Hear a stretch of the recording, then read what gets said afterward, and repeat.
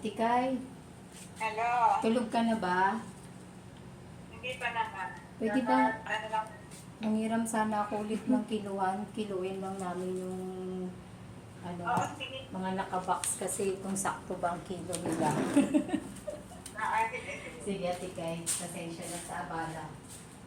Hindi, naglalaba pa nga ako eh. Okay. Thank you. Bye.